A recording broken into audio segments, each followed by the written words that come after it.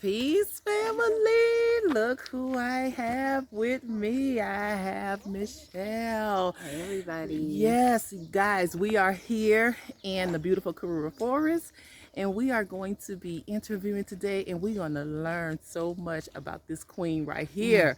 So, Michelle, tell the people hello. Hello, everybody. I'm Michelle. I actually have a channel too called The Ungrind. The Ungrind. Yes, it is all about rejecting grind culture and just finding your center, finding peace, purpose, learning how to rest, recharge, and receive. All right, so she got me walking. We are exercising, and we are about to get to our location, and we're gonna get this interview started. Peace. All right, so that was a long walk. It was a beautiful walk. It was a beautiful. Now you're right. It was a beautiful lovely walk. walk. We saw so many butterflies. Yes, butterflies. And I mean, nature, Mother Africa has a way of speaking to us, and I love that so much about being here. Right? Yeah. No. I mean, this is my happy place. I've taken you. So this is where I come. Like when I'm looking for like joy. When I'm looking for hugs and some Hugs. Yes, hugs and just some compassion. If I'm thinking about anything, if I want to get motivated to do something, I come right here. Yes. Right. Yes. I pass the waterfall and sit right at this space. So yes. Yeah, I'm glad you walked here with me. Because yes. I really wanted to show you where I could sit here and just meditate. I can sit here and like write in my journal. Yeah. You know. And I have been to Karura Forest quite a few times, but this was a different walk because I love how the universe used you to point out particular things here, right? Yeah. And so it is very obvious that this Karura Forest is your peaceful place. And also Africa seems to be your peaceful place, okay? Yeah. So let's unwind a little bit, right? You're an African American like I am. What was life like for you? Tell the people a little bit about yourself and some of the things that you did while you were in America. Yeah, so I am a physician. I was a pediatrician, preventive medicine doc. I'm from New York. I lived in Long Island. I grew up in Long Island. I lived in Brooklyn my adult life. Talk up a little. Lived in Brooklyn my adult life. Just a regular American. I was very middle class, very upper to middle class. So I think that's important because I think people always think the people that want to leave America or the people that are struggling, financially or have a certain background. Right. Those are the ones who want to kind of escape America. Yeah. So life is not good in America, and we just need to leave. We need to escape. And so it's not necessarily that life is so bad, but there's a void also for African Americans where there's no connection, right? Yeah. So here you are.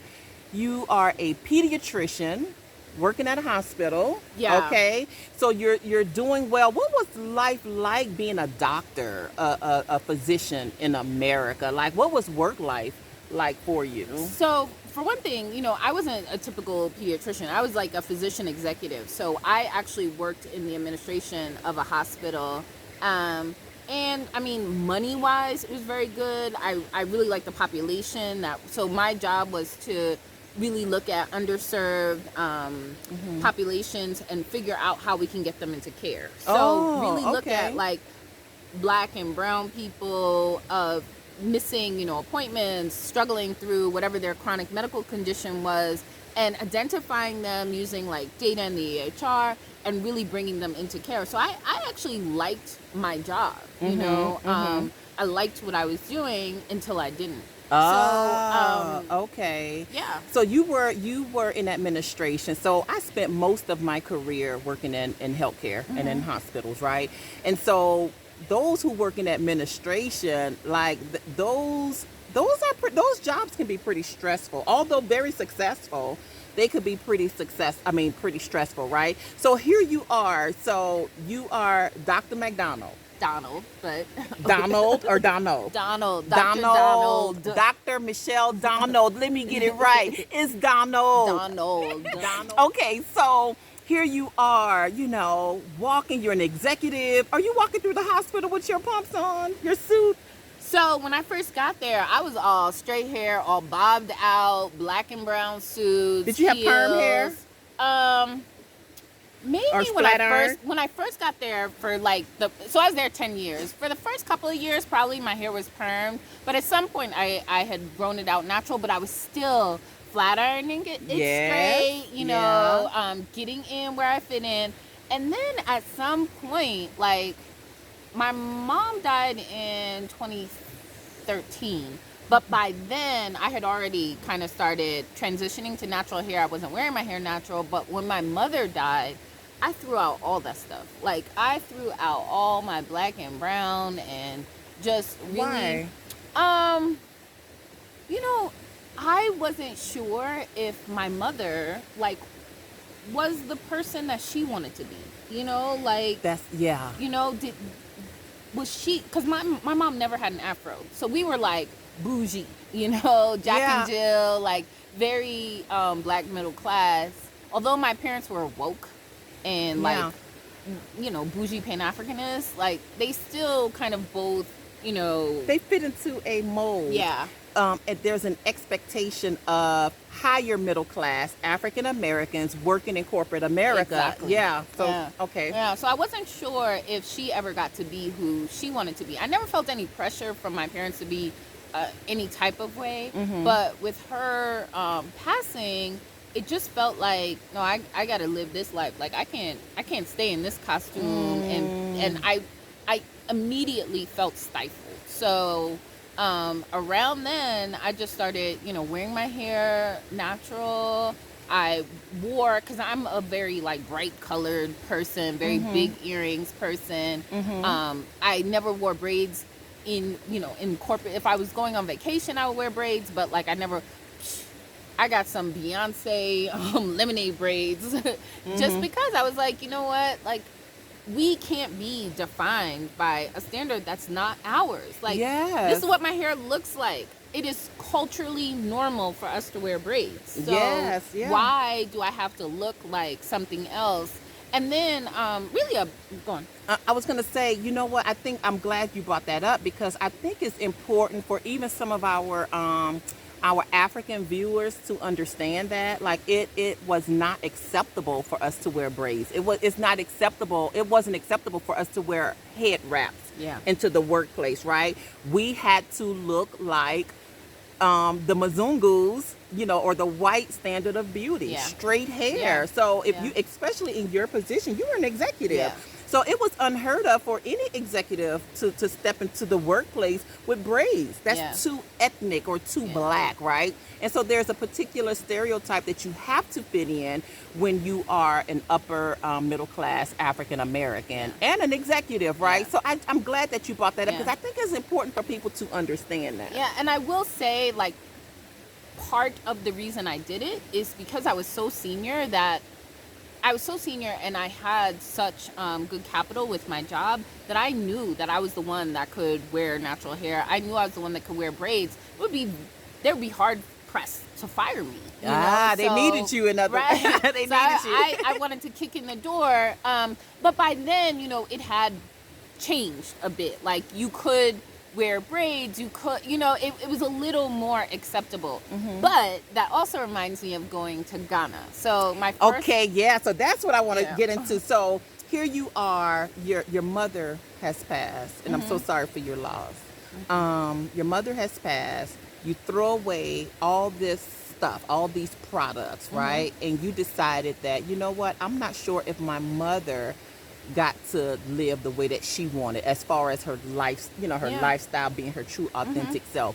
So I'm going to make sure that I'm going to live my true authentic self. So is that when a desire came for you to say, I want to go to Africa. I want to move to Africa, or I want to visit Africa? I don't think that was it, because I was always a traveler. Okay. So I had always traveled everywhere. What I think changed, I don't know what particular, I didn't have like a particular I want to go to Africa.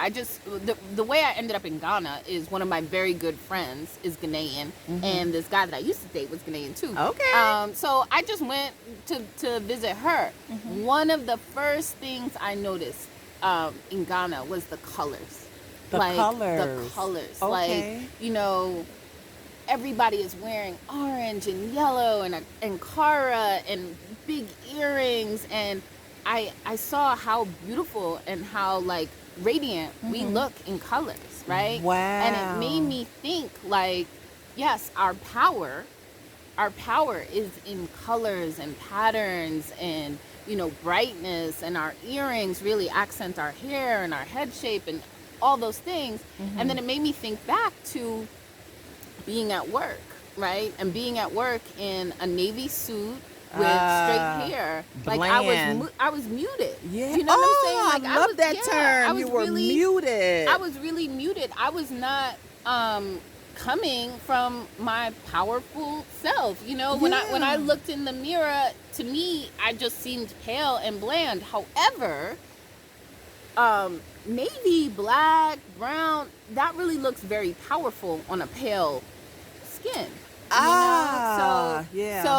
So once I came back from Ghana, even though I had some colors, my whole entire wardrobe for work changed. My personal wardrobe was always colorful, but when I started coming to work, you know, but again, like for me, it was a lot easier because I had built up all this capital, you know, so people were just like, oh, that's just Michelle. Right, you know? right. You're just going to let her be.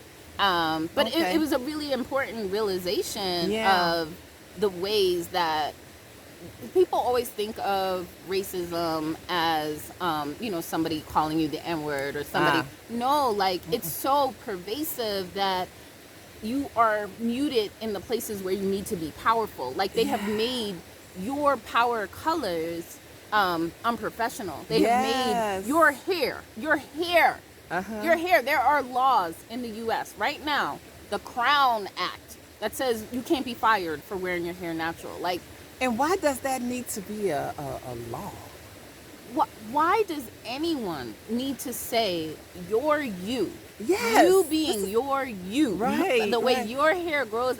It's essentially, if you don't make your hair look like the majority's hair, right, then there's something wrong with you. The standard, you know, like is straight, fine hair, you know? And I remember I told someone at work, like, it must be such a privilege for you to be able to, you know, have the supreme hair, you know, and your kids can wake up and look in the mirror in the morning and say, my hair is so supreme, this beautiful straight. But if I had a daughter, my daughter would wake up wishing that their hair was a little straighter, wishing that, you know, it hopefully it doesn't rain.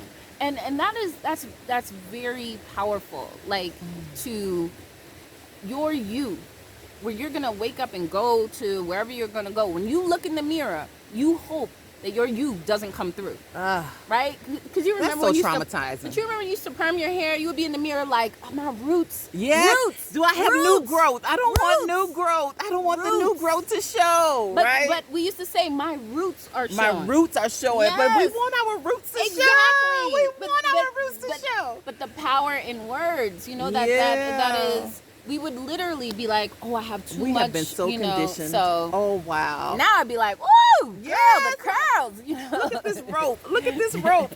Okay, and so you're in Ghana. You notice all the beautiful colors. What did you feel being on a continent for the first time?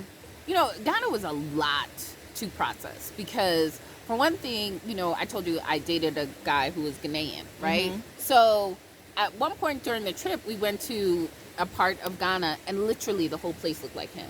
Like the men, the women, the children. I had never seen that before. I know, never right? Seen. I know. And everybody's black. But not only are they all look black, alike. Right? They all look alike. Yeah. Okay. Because I've been places where everybody's black, but I've never seen like, oh, this is where you come from. Like, this is your village. These people, like, I never saw that. So that was a big realization. Like, I come from somewhere. You know, there's some place that looks like me. Now, sidebar, he was Ashanti and we were not in Kumasi, but to me, everybody looked like him. We were actually in Cape Coast. So that was one thing, was recognizing, like, we really do come from somewhere. Yeah.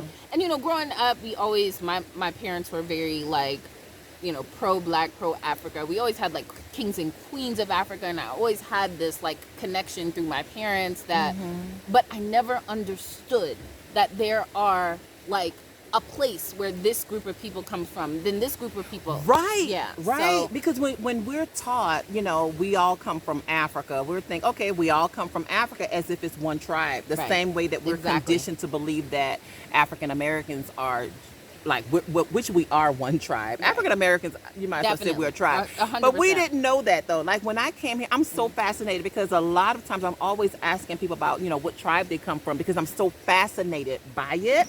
I had no idea that the Black race had so many different diversity, ethnicities, like clans. I had no idea. I just thought that we all came from Africa, and that was just it, right? Which we do, but I didn't know that there were Kikuyus, and I didn't know that there were the Nilots and the Kushites and the Bantus, and how they're also broken down into sub-tribes, and how you can look at a Black person and determine which tribe they come from, which I'm getting good at, by the way. Okay. I'm getting very good at it. Nice. I promise you. Like, if I look at you, and if I had to determine for myself based on Kenya, you're a Nilot. Really, people always You're say I'm Kikuyu, and they call me Njeri. Like, they have given me Njeri. I think that's the name. I don't know. Yeah. But you know, in New York, you do. But wait, I'm gonna. So you guys, y'all tell me, does she look Kikuyu? I'm giving her a Nylon. In Tanzania, they say I'm Shaga. So what's Shaga? Is that a Bantu tribe or a Nylon tribe? Okay, girl, I don't know. They would know. They would know. Okay. So you said Njeri. So to show you how far off that Njeri is spelled Njeri, right? And so Njeri is popular like Karen here. So I used to work with someone, and her name is Njeri, right? No one could pronounce it, so she just said, "Well, call me NJ." We used to call her Najere.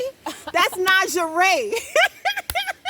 We used to say Najere, you know. And so when I got here, it's like everybody has that name in this Njeri. That goes to show you we don't really understand Swahili. Definitely, Swahili we don't name. Understand Swahili pronunciations at all. Okay, so you're in Ghana for the first time. You go back to the United States. So tell me about when did you get the pull to actually move to Africa? So went to Ghana, was still traveling around, and I went on this trip to Tanzania called Yacht Week East Africa. And that particular trip was started by, like, an African American guy, and you fly into Tanzania, you get on these boats, and you go all around Tanzania. When I was in Tanzania, I saw my face. Yeah, so I was like, you got a connection. Yeah, I was like, I guess maybe, you know, because I didn't do the DNA test, and I didn't do, like, any of that. Like, I just felt the vibe there. So I was like, I took a picture. I was on the beach, and I took a picture and said, in 2 years, this will be my view. And from that moment on, I just planned. I didn't really believe it, but I updated my Facebook page, and that's what I said. In 2 years, this will be my view. It took me, like, 2.5 years to do it, but it went from, like, in 2 years, this will be my view, to in 2 years, this will be my view. Like, I just... And that's so true, yeah. But, and that's a part of the ancestors calling us back. You know what I'm saying? There's just something within you. Yeah, there's a pull. And so you said in 2 years, this is going to be my view. In 2 years, it was your view. Yeah, like 2.5. Yeah. In Tanzania. Yep. So I moved to Tanzania first. I moved there February of 2020. Right before COVID. Well, COVID was in Italy and in China at the time. But again, nobody thought COVID was going to do what it did. Mm-hmm. But then while I was there, New York became the epicenter. And my brother's there. Mm. That's where my hospital was. So I flew back because I was okay with staying in Tanzania until they started closing the borders. Mm-hmm. And I had to get back to my brother because my mom died of a medical error. My father also passed away, so I only had my brother. Yeah. So and my niece and nephew. But I was like, there's no way I'm gonna be here and he'll be there, and I can't get there. You know, when it was just a 12-hour, 13-hour flight, fine. Right. But when they started closing borders, I was like, I'm going back. So I went back there, sat on the couch for like 7 months. Sat on my couch from my old place in my brother's house in this little tiny office. It was so humbling because I had a going away party. I had updated my page. I was like, I'm out. And then to come back and really like not know whether I was gonna be able to get back, and just I just had so many like questions of like, did I do the right thing? Because I literally like quit my job and went, you know? Yeah, that's what I was going to ask you. What was the response? Like when you started telling people I'm quitting my job. Here I am, a physician, I'm a doctor, I'm making good money, I'm doing well, but I'm going to quit this executive job and move to Africa. What was the response of your family and your friends? So my friends were like, oh, okay, you know, whatever, girl. Whatever, girl, do you? Yeah. Okay, girl. You know, Michelle's moving. Like, good luck. And then, like, my family was cool. You know, like, at this point, I traveled so much. So they were like, whatever. And my family, I mean, my brother, my niece, and my nephew, you know, they were, of course, like, a little nervous. My job was, I quit 9 months before. Like, okay. And they didn't announce it until a month before I left. And I was talking to who was ultimately my boss. And she was like, I thought you were joking. Like, we thought you don't quit your job in America and move to Africa? I thought this was a joke. No, they were seriously like, we just thought you would get over it. Like, whatever it was, like, what is it? Mm-hmm. You know? You need money. Like, what is going on? You need a raise? You know? Like, what's happening? Like, at first, it was supposed to be a sabbatical, right? So then I went and was talking to my boss, and he was like, you know, we don't, what is your timeline? You know, we need a timeline. And we don't even know if we can support that. And I was like, well, I don't even want to give a timeline. So we're on the same page. And, you know, let's not even call it a sabbatical. Let's part ways, you know. And I loved my job. I loved my job, and I loved the people that I work with. But for one thing, my job was no longer fulfilling. I felt like I had, you know, gotten to where I could get to in terms of the work that I was doing. I wasn't coming up with creative ideas. I wasn't inspiring my team anymore. And I just felt like I needed to move from that position. You were over it. You were done. Yeah. I needed to at least move from that position. When I was first thinking, because I hired a director with the thought of, like, I'm not going to be there. You know, I'll move to somewhere else. But as somewhere else began to materialize and go to these, like, meetings and see higher up physician executives, I did not see myself in that room, you know, and I didn't want to be at this big table of, you know, people that didn't look like me. And, you know, I felt very isolated. I didn't feel it anymore. You know, it was not my dream to, like, run this hospital or do whatever. There was that. And then, honestly, like, I can remember having a conversation with my brother when he was putting a dash cam in his car because he used to drive Uber on the side. And he's like, you know, he'd been getting stopped by the police for random things. And he was like, well, I just want people to know that I wasn't doing anything wrong if something happens. And we were, like, having this conversation. And I'm like, yeah, but, you know, the dash cam, if something happens to you, like, it'll be caught on camera. Your kids will see it. You know, is that what you want? Because not only will they see what happens, they will also see when you don't get justice, you know, and it'll be very traumatizing. Anyway, he and I were going back and forth over like him having this dash cam and whatever, and I was like, this is abusive. Like, this doesn't make sense. Like, why are we talking about this? Like, my brother is like an Ivy League computer, like, whatever. He should not worry about police brutality. And that's the thing about America. It doesn't, they don't, racism, they don't care how much money you make. It's just the fact that your skin is black. Yeah. So he could be this, you know, Ivy League graduate and making all this money. They don't care. Right. Yeah. It's just that you're black. Your skin is black. It's so ignorant, but your skin is black, and police officers can kill you. Yeah. They can do all sorts of things. So you're sitting, COVID hit, you're sitting at your brother's place. When did you come back to the continent after COVID? It took me 7 months, but it was not 7 months of lost time. You know, it was a humbling time because like I had left and whatever. But you know, me and my brother really got to talk about a lot of things. You know, our parents had died very close, 9 months apart, and the house was just really sad. You know, so. We got to like work through some things. So I'm actually grateful for that time, and used it to really process a lot. Okay. But came back to Tanzania in November, I think. Yeah, November. By that time, like, you know, COVID was raging in the U.S. That's when I came. Slowed down. I came in November 2020. Yeah. Yeah. Go ahead. It had slowed down, and my feeling was like I'd rather die in Tanzania than die of, you know, in Walmart, you know. Oh, wow. You said something so powerful.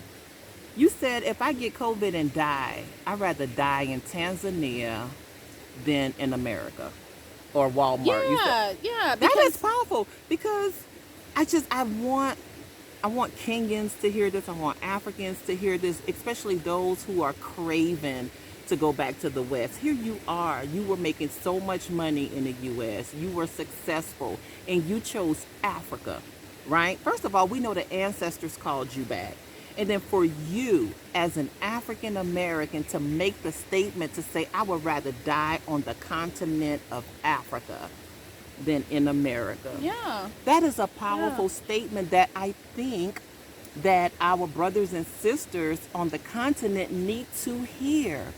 We are not, I mean, because the West is so sensationalized. Like, the West have an excellent marketing plan, but people don't know how tough and how hard life can be in the West, even if you're making money. So that shows you it's not about money. Yeah. It's about peace. It's about fulfillment. It's about being healed, right? Yeah. And that's what I found being here on the continent. Like, it's healing as well, right? And so, but go ahead. Well, what I would say is, I mean, this was the answer for me. Yes, you know, like when I came here, this is where I found peace. This is what worked for me. But I had gotten to the point where I couldn't even open Facebook anymore because of all those like police killing videos, just the violence in general. I used to argue all the time. Like, I was like one of those like people that would go back and forth with people about like racism and, you know, just stuff. And before I left, I had to just erase all of that because I realized that this is where I am. And I need to remove myself from where I am. I cannot have this conversation where the inception of us being there was based on race and racism. So that's the foundation. That is our foundation, and power to whoever wants to continue that fight and stay there, and God bless you. For me, I have found peace here, and I think that I'm just gonna take my toys and build my stuff here. You know, so like that's just my answer, and I understand. I never want to sugarcoat like what it is to move to another country. It's difficult. There's some adjustments that has to be made. Yeah, but for me, it's worth it. This works, and I knew. Works.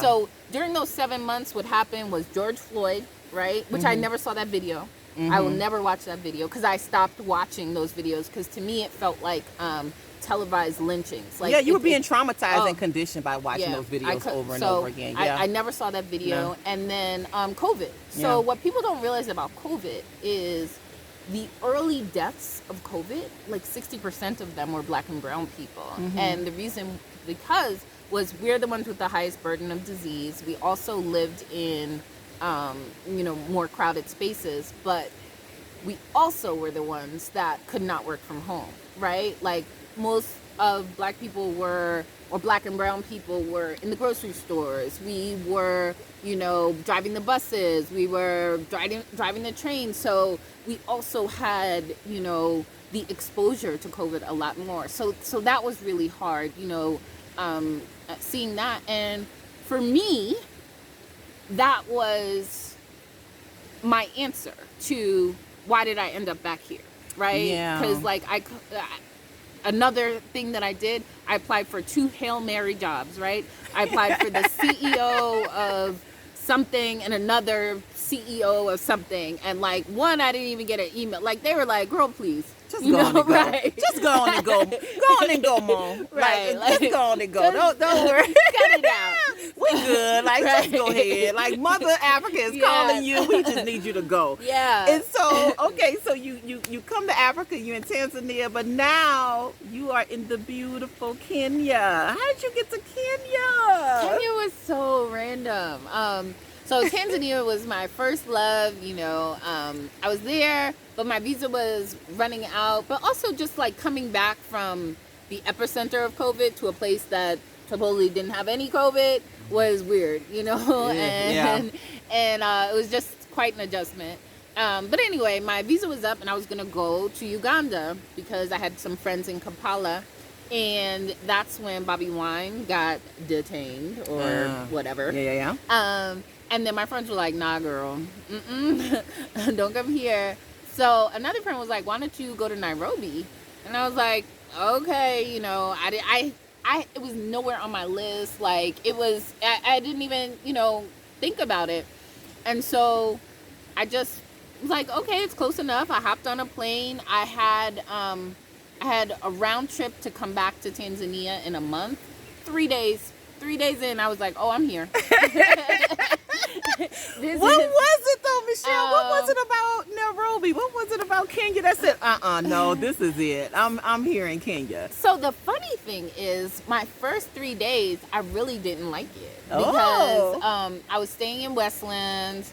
There was it's a little bit like dirty over there. It just reminded me of New York. I saw like the kids on the streets and I was like, what is this? Because in Tanzania, everybody's like, Mambo, and if they have $1, you could have 50 cents. Like they're just very giving, friendly, sharing. And Kenya, I was like, Mambo. Wait. You know what? I don't think it's Kenya. I think it's Nairobi. You know why I'm saying that? Well, Mombasa is nothing like that. Mombasa, I know. Right. Mombasa is like, yeah. When I was in Mombasa, I would try like mumbo jumbo and they would smile and they would help me. Habari yako. Lena Jane. Wait, what was it? Nina Languni Karen. Nina Furaha Kukutana Na Wait. And so they would work with me, right? So when I got to Nairobi, when the first person or first Kenyan in Nairobi, I'm like, Gina Languni, yeah, they're Kara, like, hello. What do you need? Nina, What do you Farahu, need? and they're like, no, hello. Hello. Exactly. It's nice to meet you too. Like we don't have time. We don't have time for you stumbling across these Swahili words. Exactly. No, but so Nairobians, is that how we they're different? But it took me 3 days to be like, oh, I know this energy. This is New York. Yeah. Because if you come to New York and you talk about hello, they'd be like, hello. Yeah. How can I help you? Well, you in Nairobi, they don't have time. Because the thing is, they're about their business. They are. Super smart, super fast. And once I got into that mind state of, okay, this city is a city, yeah, and people are going and doing And so once I got that, I was like, oh, okay, New York. Yeah. Right? So, but then from then on, I was like, oh, I know this energy. Yes. And I fell in love. Like, I'm in love with Nairobi. Like, I really do. I love it and I understand it. I love all of it though. Like I love the coast. I love Nanyuki. It was a little Nanyuki, I love it. But it was a little laid back. It's peaceful and it's beautiful. Like everywhere I've been, and there's still so many places I have to go, but I love all of it, right? And so as far as buying a house and land, it probably wouldn't be in Nairobi, but it will probably be in close proximity to Nairobi. Because I do love Nairobi. And Nairobi, you have all of the amenities that you're used to in the West, yet you still feel like you're in Africa. Yeah. No, and like for me, I'm a flower power child, right? So you see, I in the middle of the city, my place is the forest, you know. So I love Nanuki. I haven't been to a place yet in Africa that I didn't like. You know, there's places that maybe I don't want to live, but but you love. There was something about it. Well, it's so fascinating because, like, for us, right? It's like you're in a candy store. You know, like everything is new, and the cultures are so different. And you know, I try to explain to people that it's not like New York and New Jersey. You know, where although you're close by each other, you know, you still kind of listen to the same music. Like, no, Kenya is not like Tanzania, is not like Rwanda, is not like Ghana. You know, they are all different and have their own rich and beautiful. So I always get something. Yes, you know, yes. And I learn something new every day. Like, it's just so... I just feel so even more powerful, you know, as a woman of African descent, right? My mood, like I feel so peaceful. I don't feel that trauma, like that. It's like that. It's like a void that I don't have that void that I grew up with. It doesn't exist within me anymore since I've been on the continent, right? So. Now, what you did, it took a lot of courage. What I did took a lot of courage. But we both know that it was a pull, it was an inner pull of the ancestors, and the ancestors are calling us back home to this continent, right? It doesn't matter which country, you know, the ancestors will lead you on where you're being called and pulled to. You know, is everyone called to come to Africa? No, I don't think everyone is called, but I think there are some that's called and they're afraid, right? And so what would you say to, even if it's an executive or a single mom or whoever, where they feel that pull, but they're afraid and they don't think that they could do it? What are some words of wisdom? And then mainly those who's on the grind, the hustle and the bustle of American life, right? You know, what could you tell them? Well, the first thing I would say is be afraid of things that are really scary. It is really scary that you are shopping for bulletproof backpacks for your kids because gun violence is so bad. It is really scary that there is legislation to try and not teach your kids history, that critical race theory. That is just history. And for some reason, they don't want your American history taught. That's scary. Be afraid of your children growing up and not really valuing who they are and what they look like and what their special, what God made them as. So that is really scary because you're being traumatized daily. So for me, I was more afraid of those things. I was more afraid of sitting through another George Floyd moment. You know, like so that's scary. It is not scary to listen to that voice that is calling you to do whatever. That voice could be calling you to start a business. That voice could be calling you to take a break. You know, that voice could be calling you to go back to school, or that voice could be calling you to move here. And I'm saying that moving here is not anything to be afraid of. There is nothing different happening here in terms of like housing, in terms of going to restaurants.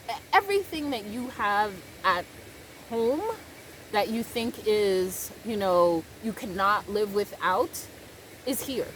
And you know? Yeah, and you know what I tell people all the time? A lot of people think that they can't make it because of finances.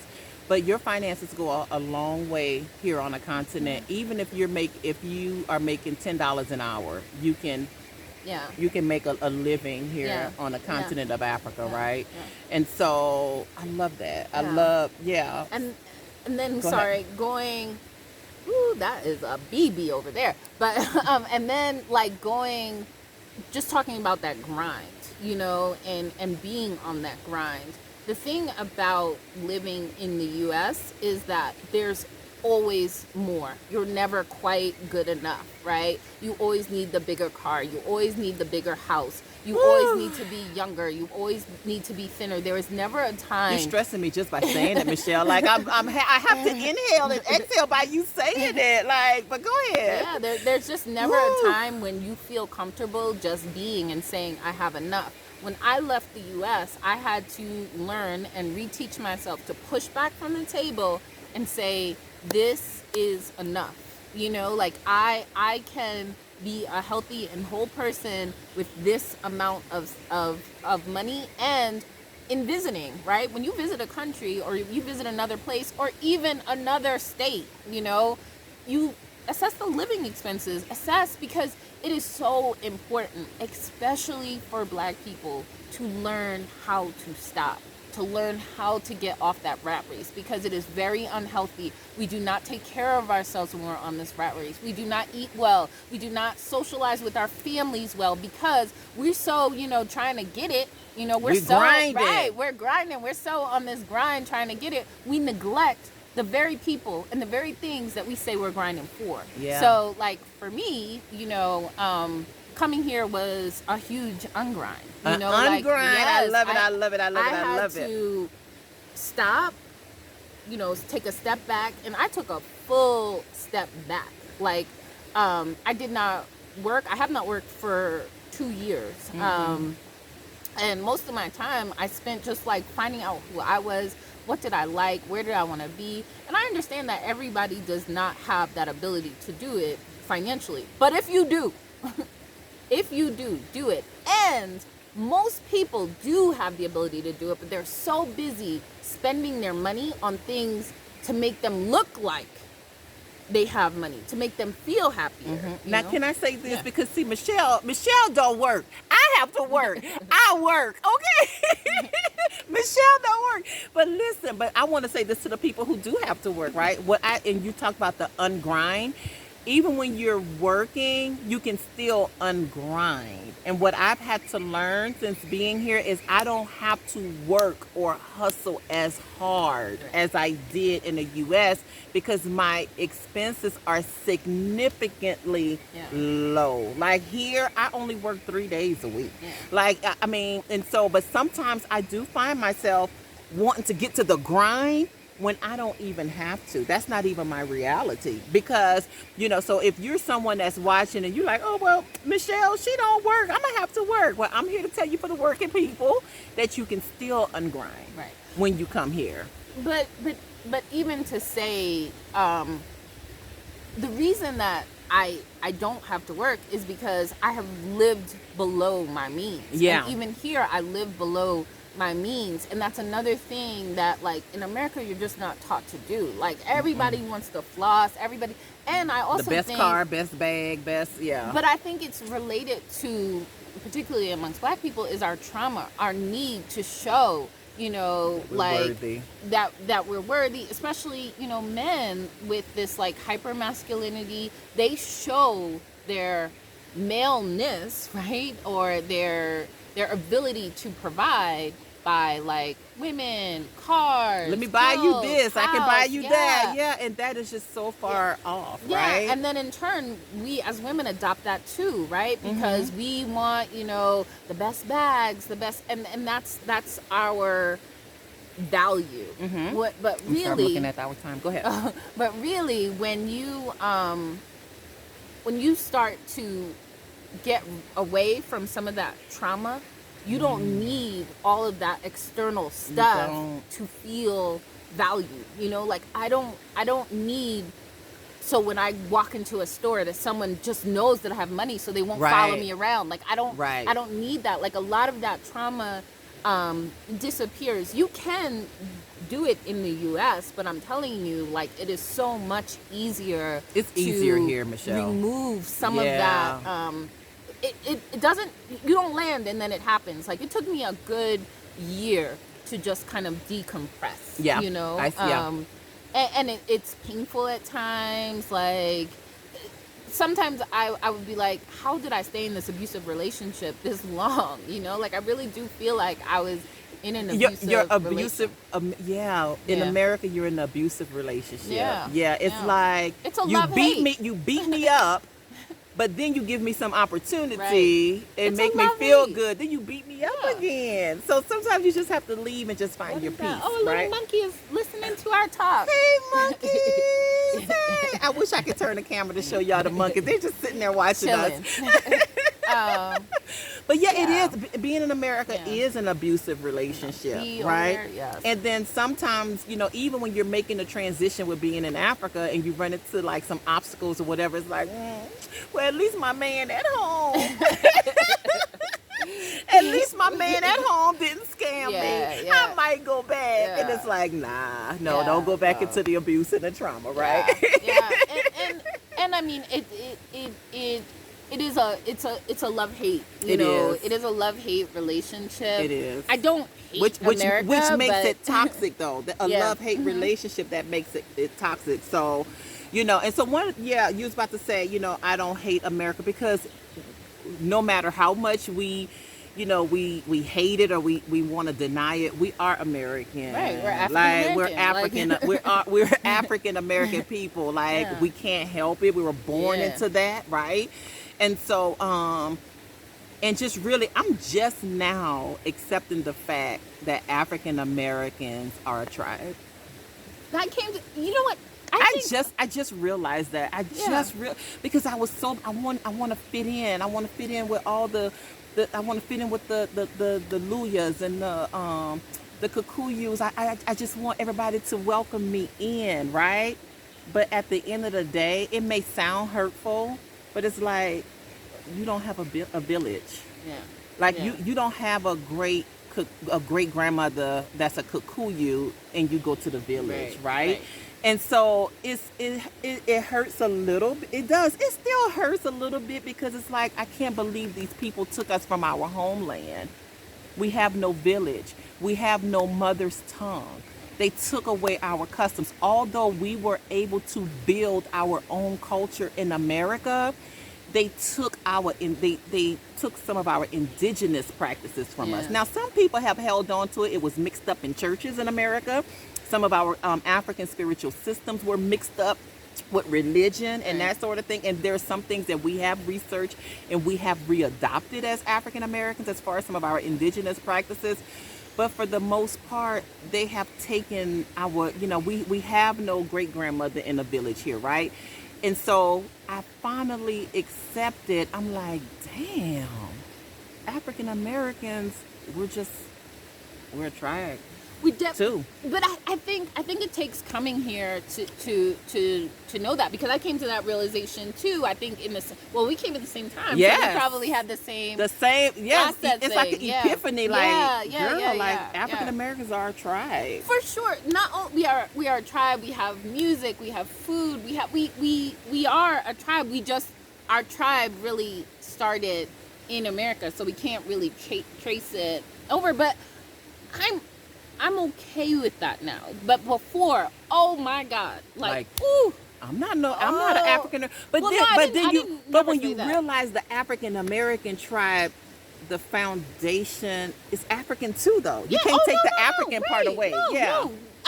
But it just used to hurt so bad. It did hurt. But it doesn't hurt anymore. But it really did. I still get a little nudge. I still feel a little nudge because. It's that little, because I've done a lot of healing over the last 18 months, but 50 years of trauma, it takes a second to heal completely. So I just, I do EMDR with clients, right? And so when you're doing EMDR, when you're processing trauma, you have to notice in your body where you feel the disturbance. So I'm probably on a 2, on a scale of 0 to 10, 10 being highly disturbed, 0 not being disturbed. I'm probably at a 2 because I still feel some sadness that I don't have a Luya. I don't have a Luya great grandmother in the village to go to. Like, even my maternal line is Yoruba. I don't have I don't have my Yoruba great grandmother saying, "Welcome home, daughter," and it really be her, right? So I'm at a 2. I'm almost to a 1, but I'm at a 2. So for me, I feel like, I just had to move past trauma. Yeah. Like, I just cannot, I have to start somewhere, Yes. and also recognizing that, like, everything isn't sweet here either, so, like, it's not. in terms of what they have gone through in terms of colonization and just Yes, so they have. so it's just, we all have this history under the shadow of white supremacy, and we all do. have We're to all move in this together. forward. Yeah, we have to Yeah. move forward, and I think it's a great conversation for both of us to have, Africans to have with African Americans, and really just learn about each other. So Learn about each other. I yeah. have let a lot of that go, like that trauma, and just accept that this is who I am, and this is where our story continues. I still want to, I let all of that go, Michelle, but I still want me a Bantu grandmother in the village. Y'all adopt me. Adopt me. Call your grandmothers and ask them if they are willing to adopt this big old baby, this 51-year-old baby who wants a Luya or a Kikuyu grandmother in the village. You know what I will say is, like, when I went to Nanuki, it's such a small, silly thing, but I was with Rachel, and she's Liberian, right?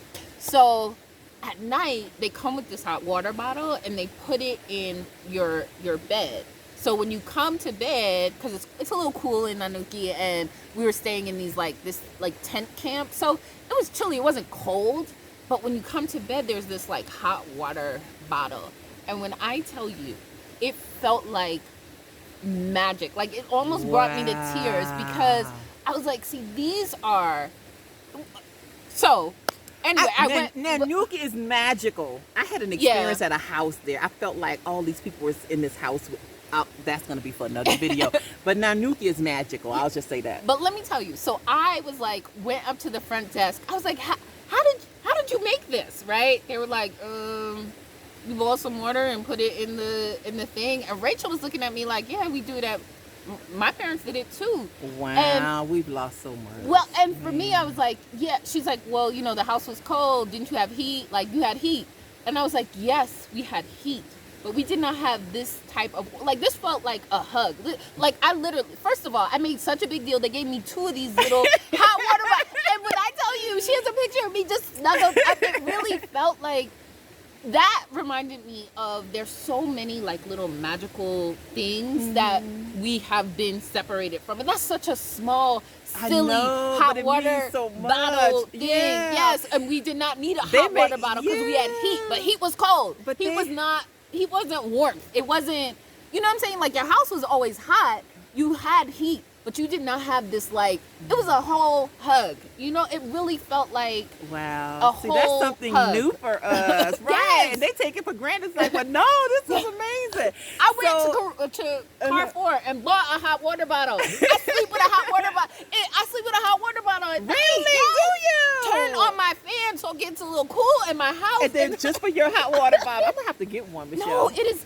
You have to show me how it looks. These are like really small, little pervasive things. While I don't wish for, well, it would be nice to have a village, but I understand why I don't. Yeah, I understand why. Yeah, I understand why. This little thing was just, it was a little hot water bottle. Like, I swear, I felt like I was in one of those, like, Wade in the Water movies, and they threw, like, a little, and you were just like, oh my God. Like, but it is, like, there are those.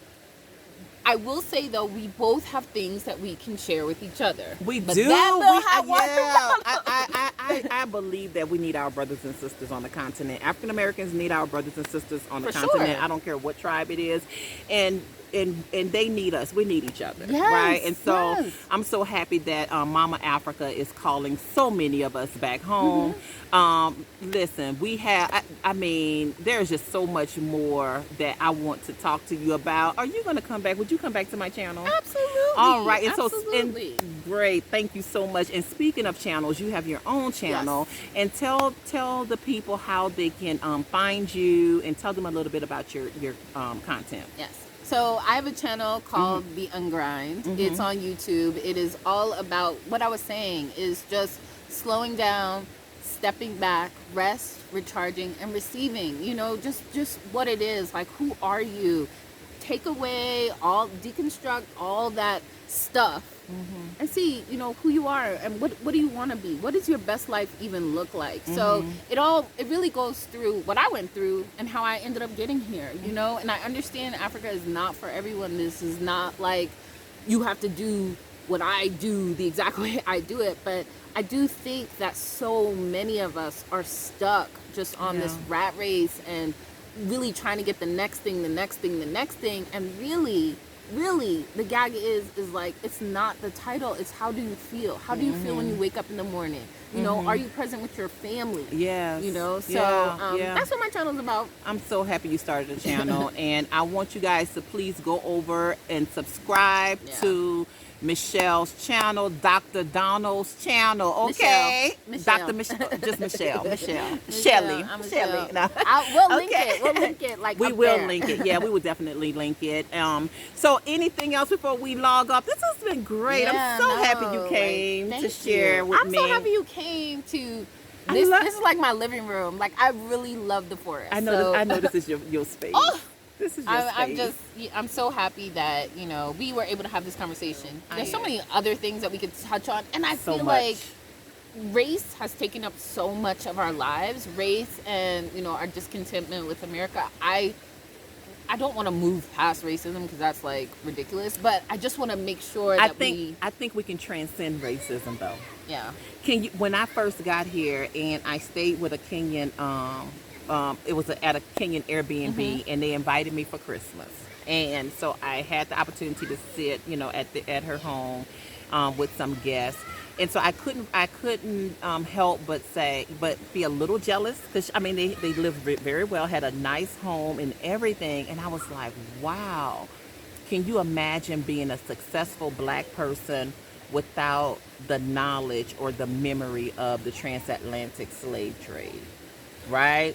And so it's like you never think that black people exist without having that. And so I always say, and I feel like I'm a whole lot further along, and I in this aspect I feel like I'm healed to live a life that transcends the transatlantic slave trade, meaning I have healed from the trauma of it. I'm not reliving the excruciating pain and the memory of our ancestors, but what I am doing is standing on their shoulders. By me stepping foot back on this continent, our ancestors who wanted to come back, they fought, they tried to come back, and they couldn't. And so being on this continent, I feel that I am standing on their shoulders. Like a cloud of witnesses, thousands and thousands. Just in my line alone, there's about 4,000 ancestors, right? And so they're looking and they're saying, daughter, you did it. You made it back, right? And so I don't want to live in the trauma and the pain of it. I want to live in the power of it and the glory of it, because we came back. We're sitting on this African soil, something that they have wanted to do. And I know that we are making those Africans I know we are making those Africans proud. I say I want to live a life that transcended, where they say, you made it back, daughter. Yeah. We are standing on your shoulders. Okay? Woo! She really took a step. Okay, Karen. I'm sorry. I'm just out here trying to enjoy this forest, enjoy this joy that I have found in Ungrinding. So So y'all go check out Ungrind, like and subscribe. We love y'all so much. Peace. Mwah.